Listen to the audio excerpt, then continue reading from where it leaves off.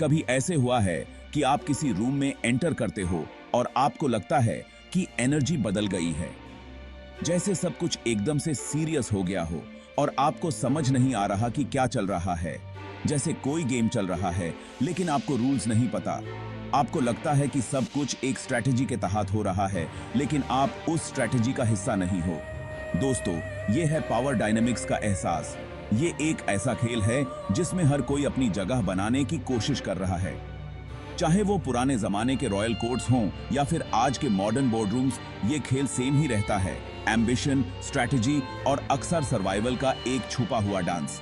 हर जगह, हर समय लोग अपनी पावर को बढ़ाने की कोशिश करते हैं।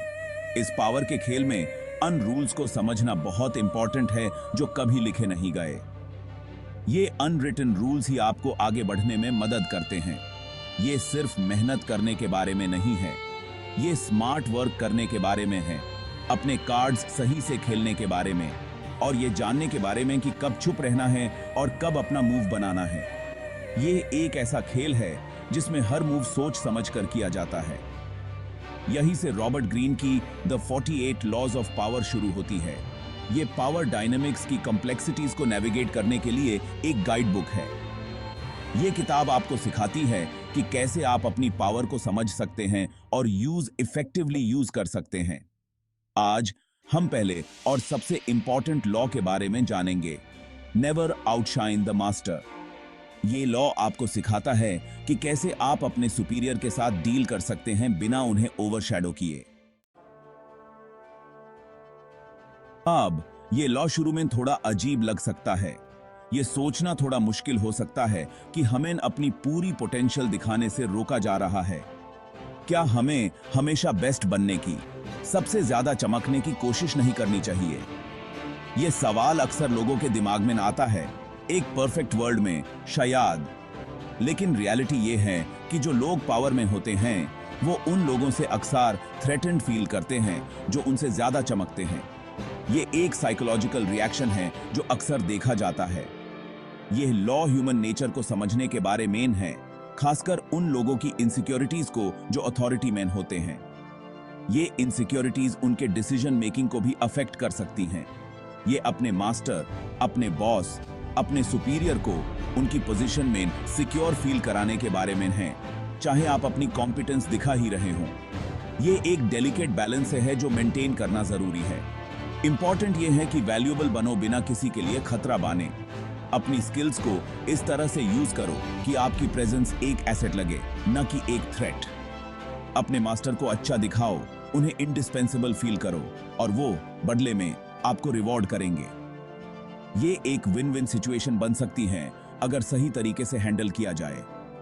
लेकिन उस लाइन को क्रॉस मत करो, उन्हें इनसिक्योर फील मत करो, वरना आप एक बोझ बन जाओगे, चाहे आप कितने ही टैलेंटेड क्यों ना हो। ये एक फाइन लाइन है जो हमेशा याद रखनी चाहिए। हिस्ट्री ऐसे एग्जाम्पल्स से भरी पड़ी है जिन्होंने इस लॉ को मुश्किल तरीके से सीखा। King Louis the 14 the sun king का कोर्ट इसका एक एग्जाम्पल है। लुई द 14 एब्सोल्यूट मोनार्की का एक एग्जाम्पल। अपने ग्रैंडर के प्यार और एडमिरेशन की आग के लिए जाने जाते थे। उन्होंने अपने आसपास टैलेंटेड आर्टिस्ट्स, म्यूजिशियंस और कोर्टियर्स रखे थे, लेकिन जो कोई भी उनसे आगे निकलने की कोशिश करता था वो बर्बाद हो जाता था। बहुत से टैलेंटेड आर्टिस्ट्स को अलग कर दिया गया, उनके करियर्स तबाह हो गए क्योंकि उन्होंने सन किंग से ज्यादा ब्रिलियंस दिखाने की हिम्मत की। Section 4, corporate courtiers.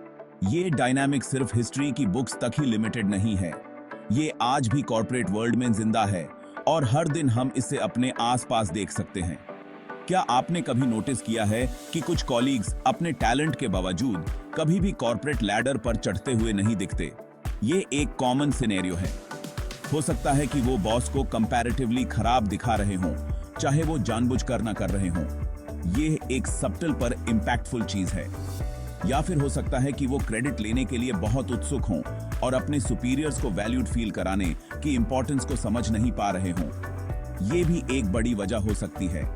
याद रखिए, कॉर्पोरेट वर्ल्ड रॉयल कोर्ट की तरह अपने रूल्स के साथ आता है। हर जगह एक हायरार्की होती है। सटल इन्फ्लुएंस की आर्ट में मास्टर करना अपने सुपीरियर्स को रिस्पेक्टेड और एक्नॉलेज्ड फील कराना उतना ही इंपॉर्टेंट है जितना कि आपके टेक्निकल स्किल्स। ये एक बैलेंस बनाने की कला है। सेक्शन 5, पावर के साथ मेरी मुलाकात। अपने जर्नी में मैंने भी खुद इस लॉ की इंपॉर्टेंस को महसूस किया है। अपने करियर के शुरुआत में मैं खुद को प्रूव करने के लिए, अपने आइडियाज और टैलेंट्स को दिखाने के लिए बहुत उत्सुक था। लेकिन मुझे जल्द ही एहसास हो गया कि यह अक्सर उल्टा पड़ जाता है। मैं बहुत एग्रेसिव आ रहा था, लाइमलाइट में आने के लिए बहुत उत्सुक था। यह एक वैल्यूएबल लेसन था। मैंने अपने एंथुजियाज्म को कंट्रोल करना सीखा, अपने आइडियाज को ऐसे तरीके से प्रेजेंट करना सीखा जिससे मेरे सुपीरियर्स थ्रेटेंड फील करने के बजाय इंक्लूडेड फील करें। ये अपनी एबिलिटीज को शोकेस करने और पावर डायनामिक्स का रिस्पेक्ट करने के बीच बैलेंस बनाने के बारे में था। सेक्शन 6, अंदर का दुश्मन। एब, आप सोच रहे होंगे, लेकिन ऑथेंटिसिटी का क्या? क्या हमें हमेशा अपने आप के प्रति सच नहीं रहना चाहिए? बिल्कुल, ऑथेंटिसिटी इंपॉर्टेंट है, लेकिन याद रखिए, हम कॉम्प्लेक्स एनवायरनमेंट्स में नेविगेट करने के बारे में बात कर रहे हैं, जहां स्टेक्स हाई हैं। कभी-कभी ये अपनी बैटल्स चूज करने के बारे में है, ये जानने के बारे में कि कब अपने कार्ड्स खोलने हैं और कब चुप रहना है। पावर का पहला लॉ डिसीटफुल या मैनिपुलेटिव होने के बारे में नहीं है, ये स्ट्रेटेजिक होने के बारे में है। ये समझने के बारे में है कि पावर एक गेम है और किसी भी गेम की तरह इसके अपने रूल्स हैं। Section 7, master the game. जैसे जैसे हम 48 लॉज ऑफ पावर में आगे बढ़ेंगे, हम पावर डायनामिक्स की कॉम्प्लेक्सिटीज को नेविगेट करने के लिए और स्ट्रेटजीज के बारे में जानेंगे। लेकिन याद रखिए, पहला लॉ सबसे इंपॉर्टेंट है, नेवर आउटशाइन द मास्टर। इस लॉ को अपना लो मेरे दोस्तों, और आप पावर के गेम को मास्टर करने की राह पर होंगे। लेकिन सावधान रहिए, पावर का रास्ता खतरों से भरा होता है और कभी-कभी सबसे बड़ा खतरा उन लोगों से होता है जो आपके सबसे करीब होते हैं। हमारी अगली एक्सप्लोरेशन में हम लॉ 2 के बारे में जानेंगे। Never put too much trust in friends, learn how to use enemies.